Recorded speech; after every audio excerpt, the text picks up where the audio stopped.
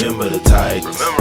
Remember the Titans. What's up, world? This is Coyo with FYI Houston, and I got a very talented duo in the building with me, G2. I got Mr. Homicyde Wayne, and I got Mr. Allyn in the building with me. How y'all doing? All right. How about you? Right. Oh yeah, you know I'm doing very, very good. I wanted to bring you guys in because you guys recently were performing at our last showcase.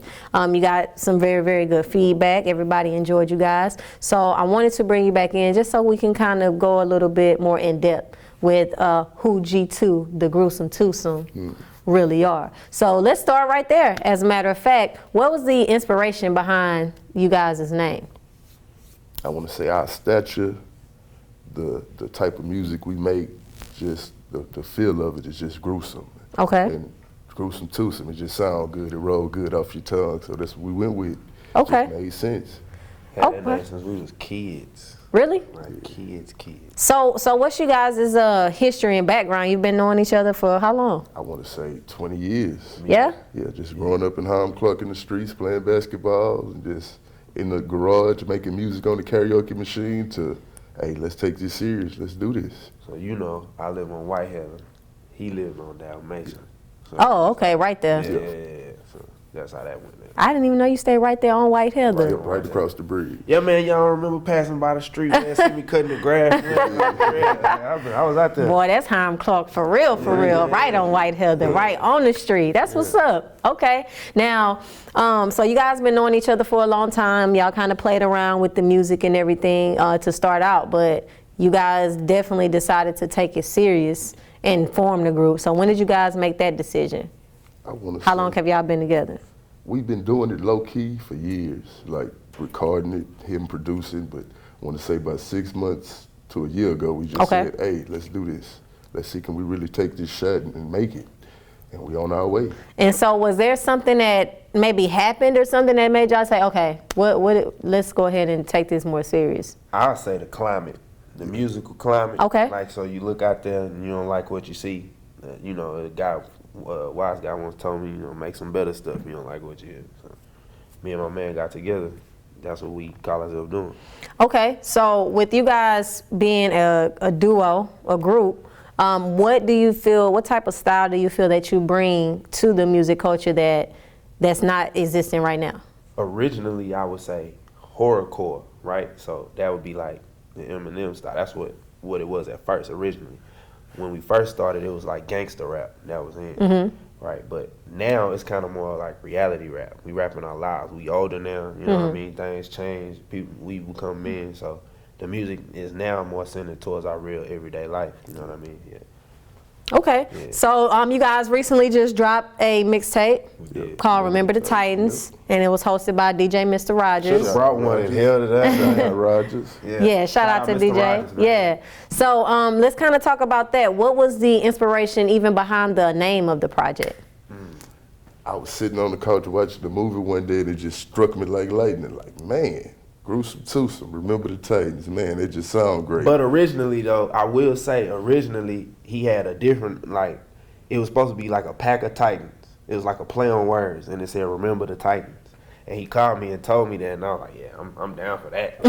Yeah, put that, you know, put it on the underdog, put it on a T-shirt, you know what I mean? But, I mean, it kind of manifested into something else. Like, once the ball got rolling on the music end, it started becoming more epic than just a play on words. It started becoming kind of like a calling card of ours. You know what I mean? From the title song down to the title of the CD. And like now, it's kind of turned into this big thing for us. You know what I mean? Now it's a brand. Remember the Titans is almost a brand now. So yeah, we trying to push it like that. Okay, so with the music that you guys have on the your mixtape, what type of message, if any, are you guys trying to portray with the mixtape that you just put out?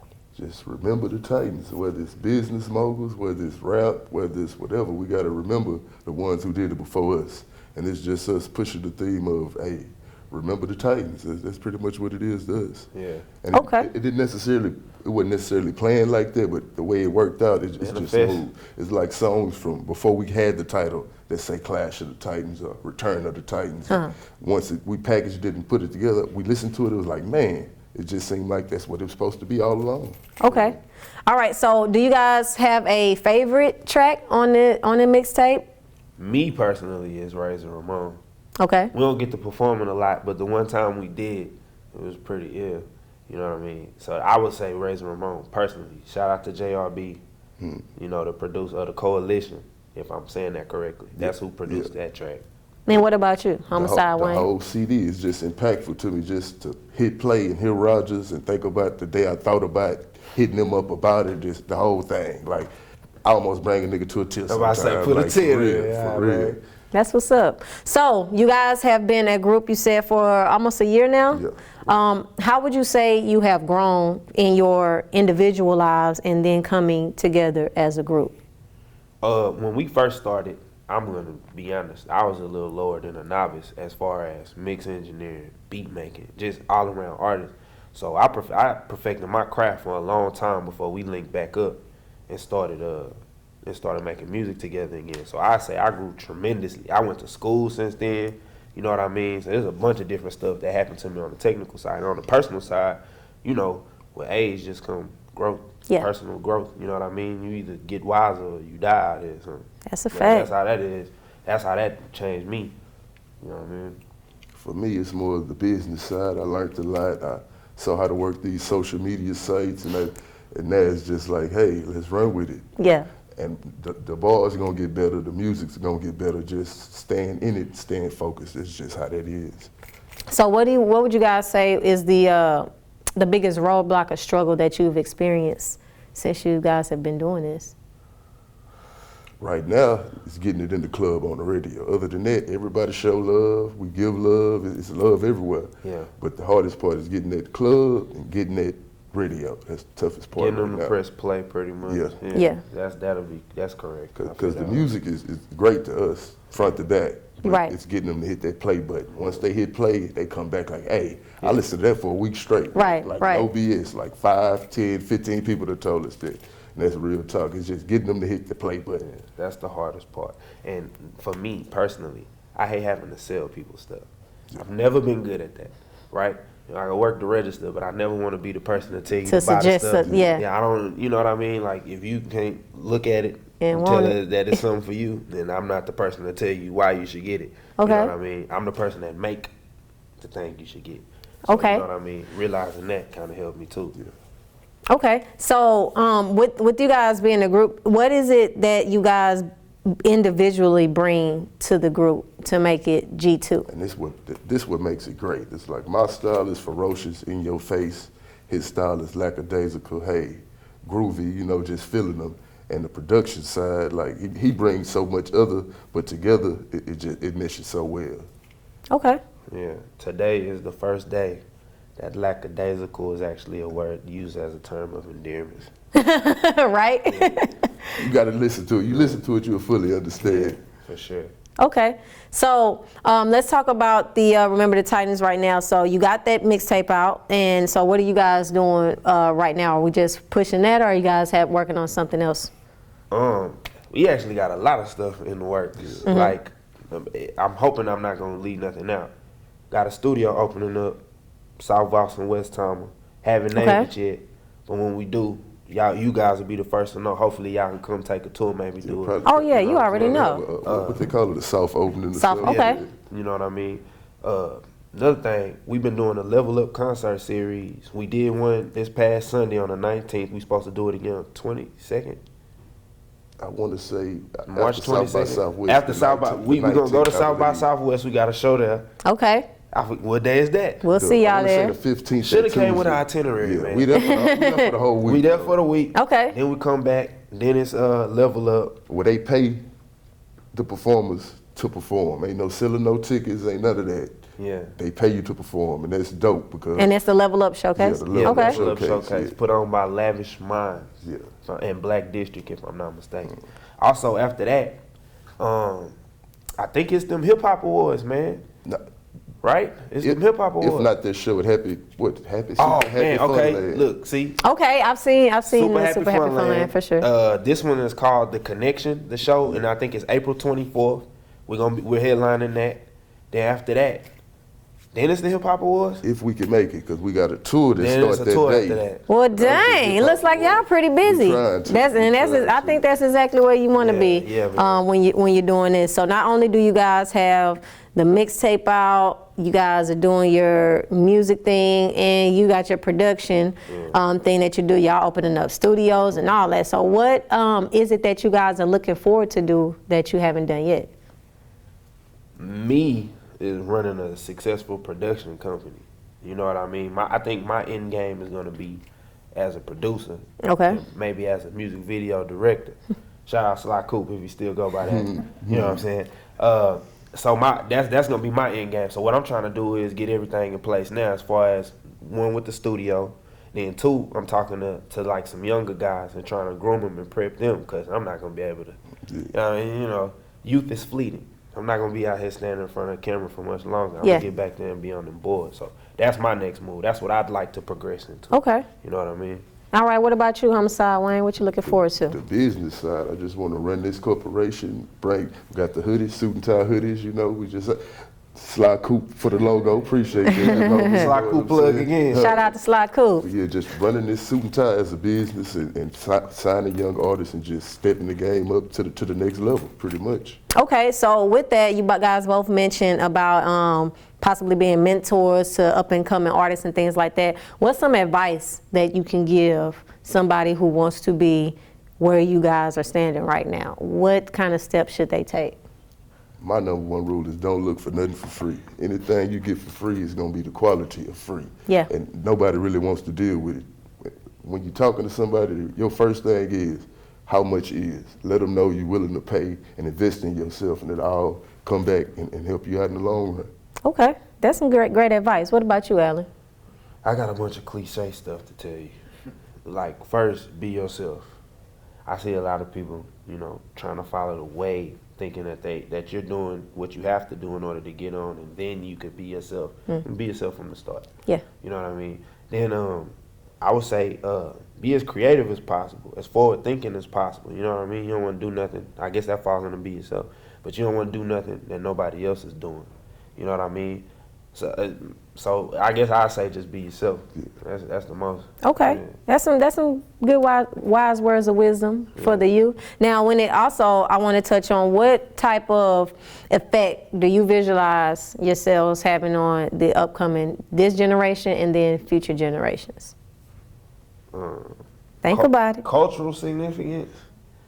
I plan on. I'm not in the financial position currently to, like, you know what I mean, make a cultural shift. But as far as like cultural influence with like my music and the things I do, teaching people, showing people that you could be exactly who you want to be and walk in your truth. You know what I mean, and make music or whatever, and do whatever it is that you want to do, whatever it is. You know what I mean. I think that would help the world tenfold in and of itself, because you know there's a lot of people around here. They not being who they want to be. They not saying who they want to. It's what they want to say. You know what I mean? They not doing what they want to do, and every day, you know what I mean, you dying a little. You know what I mean? So if I could, you know, open somebody's eyes, say, hey man, this dude a clown, man, he up here, he shining, you know, I could do this, that, and the third. Yeah, man, I done did my job. Okay. You know what I mean? That's what's up. What about you, Homicyde, Wayne? I say chase that dream. You know, never think what you can't do, just go do it. Like, the reason I do this mostly for my daughter, so one day she could say, hey, he chased his dream, whatever her dream may be, she can go do the same. You know, that's pretty much my thing. That's what's up. That's what's up. Now, okay, so I know that you do most of the production. Is that true for you guys' music? Yeah. Or do you guys go out and get more producers? Well, currently it's all in-house. Okay. But we plan on outsourcing. Yeah, so with that being said, is there any producer that you would want to work with? I like Fred on him. Okay. I like his stuff. I like Gavin and B Done. Yeah, I like for their sure. stuff. They got a record with Chico I like a whole bunch that make them mad. Okay. Yeah, I recently heard that one. Okay. Then around here, I don't know. I like June the Genius stuff. Yeah. He pretty live too. You know what I mean? I know I'm missing somebody, man. And when I leave here, I'm gonna say Danny Houston. I like some of his beats. I like his stuff too. Okay. I like his stuff too. As a matter of fact, I'll be on his Instagram watching him go to the record store, seeing what records he pick out. So yeah, I like his stuff too. Yeah. A person people don't talk about, Track Sound. Track Sounds. Okay. Yeah, Track Sounds. He pretty good too, man. So yeah, those would be the guys. If I had to say, you know, So even though you do your production thing, you're definitely still willing to work with others and, you know, just collab and, you know, bring those different vibes and energy in. Whenever you see like any of those Atlanta artist records and you go and look in the production credits, it don't just say one guy on the side. It's Southside TM88. It's Southside and Metro. It's Sunny Digital and Metro. It's, you know what I mean? Collaboration rule the nation, man. You're not collaborating, you trying to keep it out for yourself. One thing 48 Laws of Power taught me, you never want to build a fortress, isolate yourself. Yeah. You know, get to believe in you the biggest thing since like shoestrings. Like what you got to do is, man, really got to humble yourself. You sit in these labs, you never know what he know that you don't know. Right. You know what I mean? So that's how I pick people's brains. I ask too many questions, for sure. Yeah, I mean, I think that's a good way to get ahead and just learn things and not make mistakes that you don't have to make. You know, just learning from people who's already been there. All right, so what is you guys' favorite genre of music? Do you have any specific one, or do you like all of them? I'd be lying if I said I liked all of them, even as a producer. Well, what are your favorite ones? Country getting more progressive, but I still can't sit through none. For me, it's hip hop and R&B. Okay. Rhythm and blues, man. Yeah. That's Pretty the much way the of the same, world. hip hop, R&B, You soul concur? music. Like all that's telling the same story. You know what I mean? All of it telling the same story: struggle and pain. Okay. All right, so right now, like we already talked about, you got your mixtape and everything like that out. How can people find not only your mixtape, how can they keep up with all your shows that you got going on? How can they get in the studio that you're going to be having up? Why don't you let everybody know how they can get in contact with you guys? My Instagram handle is Allyn Coleman. Yeah. My Twitter handle is Allyn B. Coleman. Our Facebook handle, that's where you can find both of us, is Facebook / the Gruesome 2some. So that's THA, however you spell gruesome, and then 2some with the number 2.